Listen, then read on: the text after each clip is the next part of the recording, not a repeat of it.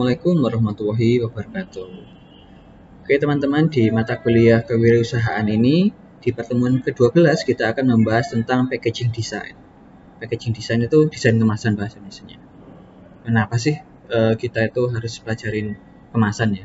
Kemasan kan cuma wadah gitu kan ya. Buat apa sih dipelajari? Ya pada dasarnya, kemasan itu nggak hanya sebagai wadah. Kemasan merupakan bagian dari pembungkus wadah itu ya, dari suatu produk yang dirancang secara khusus untuk menyimpan produk yang ada di dalamnya. Gitu. Pada dasarnya, kemasan itu memiliki 3 fungsi utama. Fungsi utamanya itu untuk konten sebagai wadah, ya, sebagai wadah dari produk itu sendiri.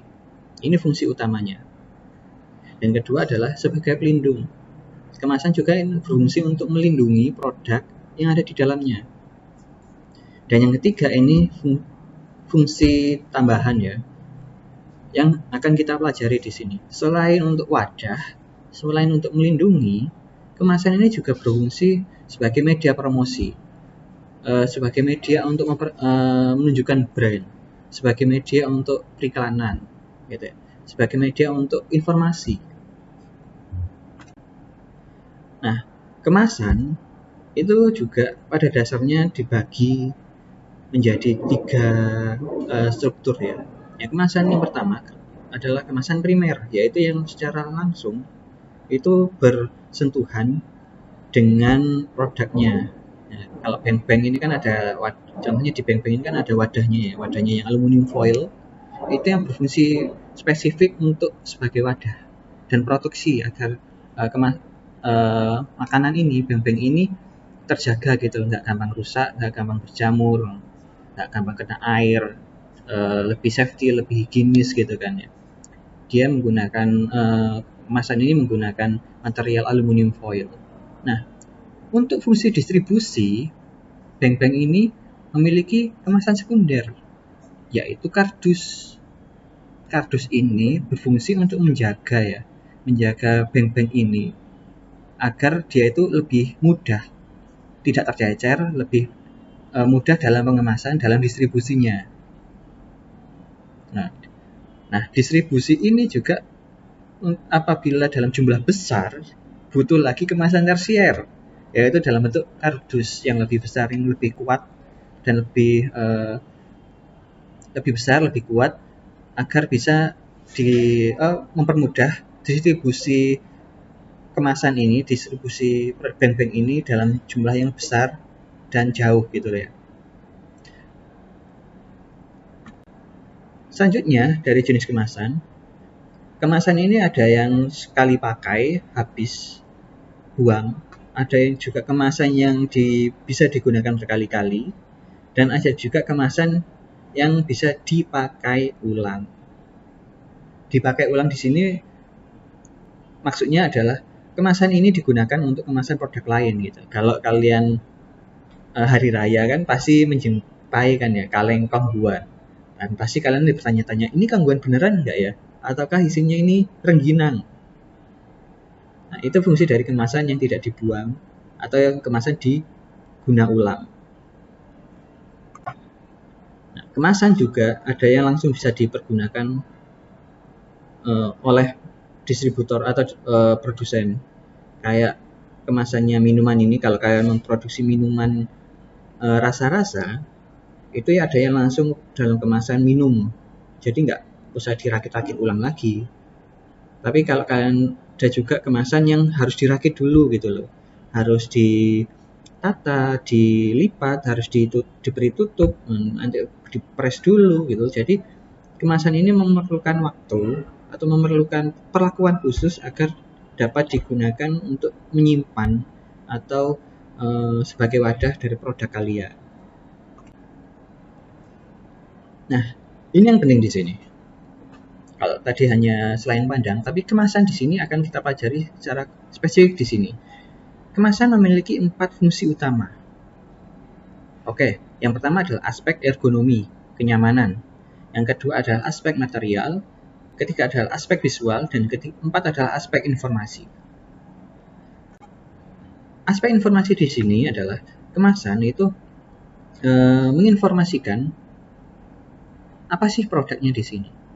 Nah, informasi di sini ada informasi yang ekstrinsik dan intrinsik, ada yang eksplisit dan implisit. Ya, kemasan yang secara eksplisit itu ditunjukkan dengan visual, seperti ini ada nama produsen. Oke, di sini ada nama produsennya, ada merek dagangnya gitu kan ya. Di sini ada nama produknya. Di sini ada gambarkan rasanya gitu. Di sini ada komposisinya. Ini adalah informasi yang digambarkan atau dijelaskan secara eksplisit di kemasan gitu. Tapi ada juga informasi yang dijelaskan secara intrinsik atau secara nggak langsung. Ini secara nggak langsung, meskipun kalian nggak baca, gitu kalian akan tahu kalau ini produknya susu. Misalnya ini ada gambar sapi, ada gambar juga susu di gelas. Ini susunya rasa apa? Rasa stroberi nggak? Bukan, karena kalian di sini lihat di sini ada gambarnya coklat. Ini adalah informasi intrinsik ya. Jadi implisit. Jadi di sini tanpa kalian membaca, kalian akan tahu kalau ini adalah produk susu. Karena kalian sudah lihat ada gambar gelas dan ada susu di situ. Ini ada bukan susu kedelai, ini adalah susu nabati dari sapi gitu ya, dari gambarnya sapi di sini. Nah, ini kita skip saja karena ini bukan dari kemasan ya. Nah, elemen yang penting kalian masukkan dalam kemasan di sini adalah satu, logo halal karena kita ada di Indonesia yang mayoritas muslim. Jadi pencantuman logo halal ini wajib agar orang yang akan membeli kita itu yakin gitu loh, oh produk ini halal, produk ini bebas dari babi gitu. Nah, masalahnya ini harusnya logo halal ini diterbitkan oleh POM dan MUI. Jadi kita harus tersertifikasi dulu halal gitu. Nah, tapi bagi UMKM ini cukup sulit ya mungkin. Jadi kalian harus menyertakan logo halal ini, tapi kalian juga harus menjamin gitu. Kalau produk kalian emang belum tersertifikasi, kalian harus menjamin kalau ini benar-benar halal. Yang kedua adalah neto atau berat bersih. Neto ini berat bersih produk ya, nggak termasuk dari kemasannya. Oke, jadi produk kalian ini isinya berapa gram sih, berapa kilogram sih? Yang itu yang dicantumkan. Oke, net itu cantum dari berat dari isi produknya, bukan dari kemasannya gitu. Soalnya ada produk yang lebih ringan daripada kemasannya. Contoh apa? Contohnya LPG 3 kg. Kalau kalian angkat itu lebih dari 3 kg. Ya kan? Terus yang 3 kg itu apanya? Harusnya isinya saja. Nah, penjelasan singkat keunggulan produk. Ini terkait dengan branding ya, dengan merek ini. Apa sih kelebihan dari produk kalian? Itu bisa kalian cantumkan di kemasannya. Expired date, nah ini sangat penting agar nggak ada orang keracunan karena produk kalian basi waktu dikonsumsi. Komposisi, nah ini juga wajib agar produk kita itu tahu, konsumen kita tahu produk kita itu terdiri dari apa aja. Kandungan gizi produk. Nah, ini juga harus lakukan penelitian dulu ya. Berapa banyak sih kandungan gizinya di sini, proteinnya berapa persen, gulanya berapa persen dan lain-lain. Dan yang terakhir ini nama produsen atau kontak sosial media. Ini penting dicantumkan sebagai informasi siapa sih produsennya. Ini produsennya ini perusahaan besar atau perusahaan UMKM sih. Diproduksi di mana sih? Saya bisa hubungin mereka nggak sih? Sosial medianya apa sih? Nah, itu adalah fungsi dari mencantumkan informasi produsen dalam kemasan.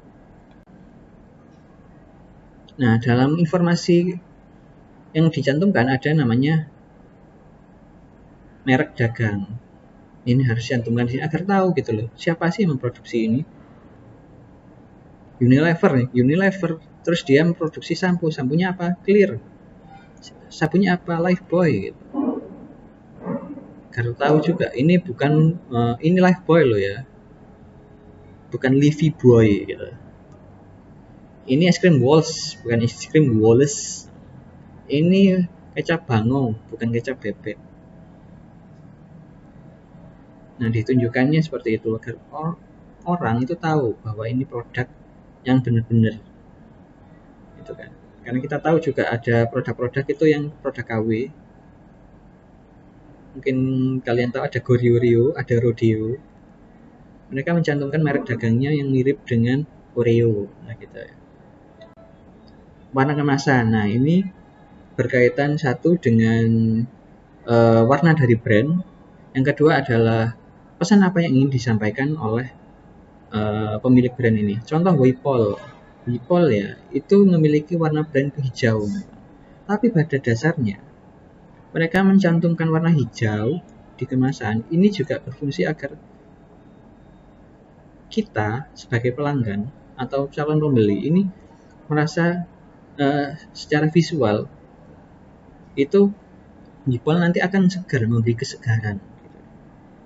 Meskipun nanti isinya itu nggak hijau, isinya coklat atau kekuningan, tapi dari kemasan kita itu tahu bahwa Wipol ini memberikan kesegaran gitu, ya kan? Segarannya dari aroma daun-daunan pinus. Ya. Yang kedua ini McDonald, McD. Warnanya merah karena emang warna perusahaan, warna brandnya itu merah, ya kan? Merah dan kuning. Selain itu juga merah itu juga lebih menarik ya, menarik mata, memberikan rasa keinginan untuk mengkonsumsinya. Makan itu lebih kuat warna merah. Nah, yang ketiga di sini I am Cheery-do. Merah dan kuning ini karena brand colornya, warna brandnya itu merah dan kuning dari IM3 itu sendiri. Nah, kalau di sini agak beda ya, Siladex. Memang color brand dari Siladex ini biru, tetapi mereka juga mencantumkan warna hijau karena ada juga diversifikasi produk dari Siladex ini yang untuk batuk berdahak, batuk kering. Nah, di situ mereka membuat diversifikasi warna juga, ada yang hijau, ada yang kuning gitu loh. Tapi mereka menggunakan warna biru sebagai warna kunci bahwa ini adalah produk Siladex. Oke.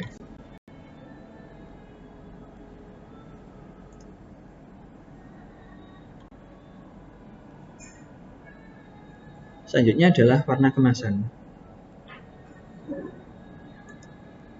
Bisa kembali ya. Jadi kalau kalian ini ingin mencantumkan buah ataupun apapun itu dalam kemasan, ada aturan di Indonesia bahwa kemasan yang ada gambar produk buah atau apapun yang di dalamnya harus ada beneran di komposisinya. Contoh di sini Nutrisari, dia menggambarkan jeruk di kemasan. Berarti Nutrisari ini wajib ada di komposisinya itu ada beneran jeruk. Entah itu 0,05%, entah itu 1%, entah itu 10%, tapi dalam produk Nutrisari ini wajib dalam komposisinya itu ada jeruknya kalau mereka mencantumkan gambar jeruk di kemasan. Silver Queen ini menggambarkan kacang apa ya, minty atau almond. Nah, di dalamnya itu wajib ada minty atau almond gitu juga. Nah, bentuk kemasan ini. Kemasan ini kan menyesuaikan kan ya dengan apa yang di dalamnya. Produk apa sih yang di dalamnya? Produknya ini bentuknya padat, bentuknya serbuk, bentuknya cair, atau bentuknya apa? Itu harus menyesuaikan. Pertama menyesuaikan dengan bentuk dari produknya, yang kedua itu menyesuaikan dengan kebutuhan kita, yang ketiga adalah berkaitan dengan kenyamanan atau ergonomis. Bentuknya ini nyaman nggak sih untuk disimpan? Enak nggak sih waktu dibawa? Ada nggak sih kebutuhan lain dari kemasan ini? Ini enak dibawa di waktu jalan, atau waktu di berkendara, atau juga gini, ada fitur-fitur lain yang untuk memudahkan dalam pembawaan atau penggunaan dari kemasan ini, gitu ya. Nah, kayak gini kan bentuk kemasannya. Kemasan di sini berbentuknya segi 2, 3, segi 6. Segi 6 dan persegi itu lebih mudah disimpan ya. Kalau segi 5, segi 8, itu kalau penyimpanan bakal membutuhkan tempat lebih banyak karena ada space yang tidak terisi. Kalau segi 6, segi 3 sama kaki atau juga persegi atau balok itu mereka lebih mudah untuk disimpan karena waktu ditaruh disimpan mereka itu enggak ada jeda sisa tempat gitu loh, rongga tempat. Jadi mungkin penyimpanannya lebih mudah dan membutuhkan tempat lebih kecil, lebih sedikit. Nah, di sini ada ilustrasi. Seperti yang saya jelaskan tadi, kemasan itu menggambarkan brand itu ya. Kalau brand kalian ini ingin menggambarkan mengilustrasikan apa yang ada di dalamnya, itu penting untuk menginformasikan secara estetik, memberikan unsur keindahan agar orang itu tertarik gitu loh. Tentang apa sih yang ada di dalam kemasan ini? Nah, di sini kemasannya dibuat berbeda, ada langsung dengan gambar stroberi, jeruk, semangka, agar konsumen ini langsung fokus bahwa oh ini dalamnya rasa semangka loh gitu ya. Nah, yang di sini ilustrasinya apa? Dia tidak mencantumkan isinya seperti apa, tapi mengilustrasikan kemasan ini langsung dari kemasan yang tembus pandang, ya kan? Ada yang lurus di sini kelihatannya, ada yang keriting besar, ada yang keribu gitu. Itu ilustrasinya sangat sederhana ya, cuma diberi muka saja, gambar muka.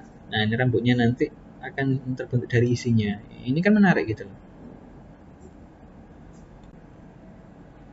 Nah, ini saya memberikan informasi kalau kalian menggunakan font ya. Tipografi itu berkaitan dengan huruf font. Kalau kalian menggunakan font dari internet, coba kalian perhatikan. Fontnya ini free to use atau enggak?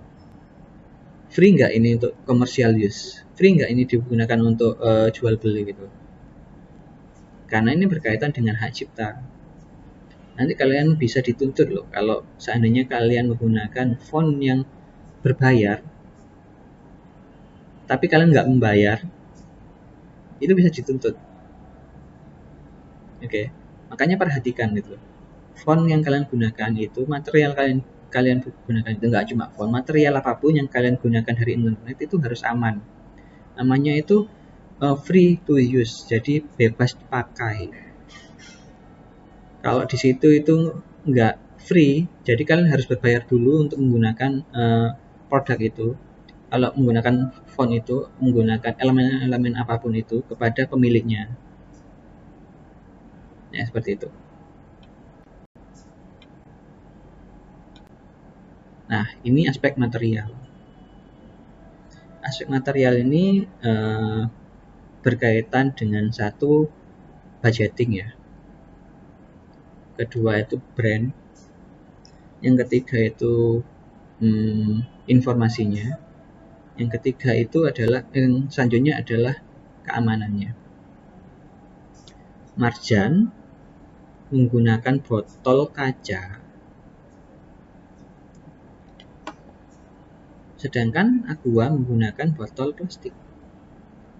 Sama-sama kemasan. Botol kaca itu memiliki kelebihan apa? Mereka lebih kuat. Mereka itu bisa digunakan ulang. Tetapi dia itu lebih berat. Ya kan? Lebih rentan pecah. Dan juga harganya lebih mahal. Aqua seandainya mereka ini menggunakan botol kaca, pasti nanti harganya akan lebih mahal lagi. Ya kan?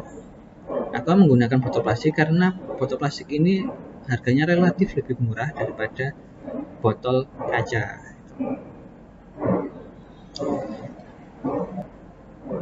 Terus ini minyak makanan-makanan ini kan kemasannya menggunakan kemasan plastik. Ya.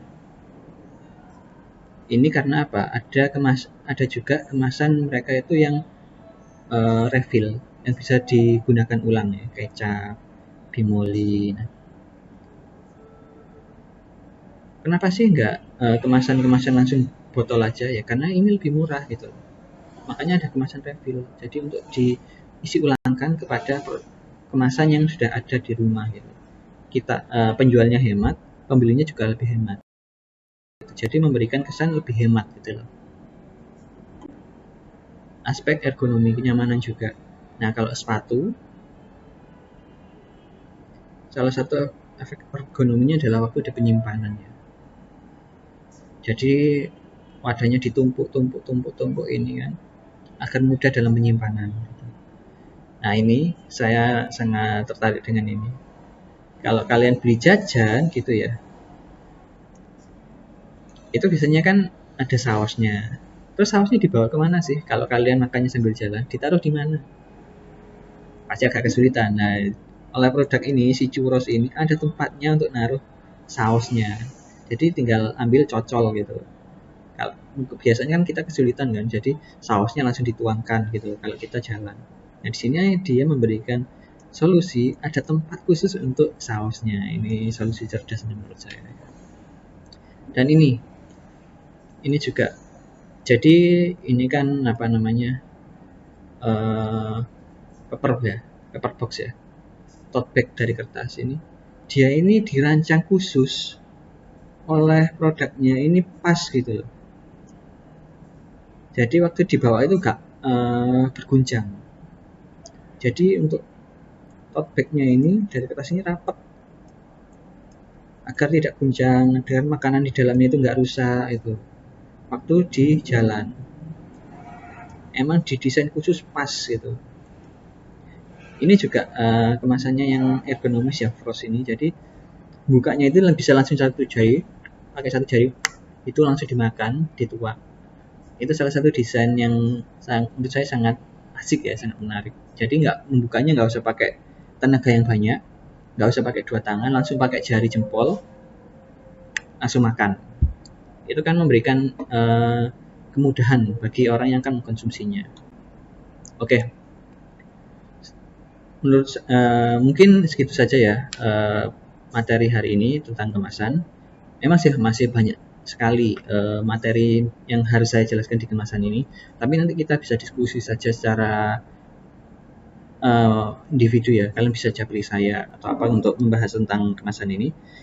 Oke, saya akhiri. Wassalamualaikum warahmatullahi wabarakatuh.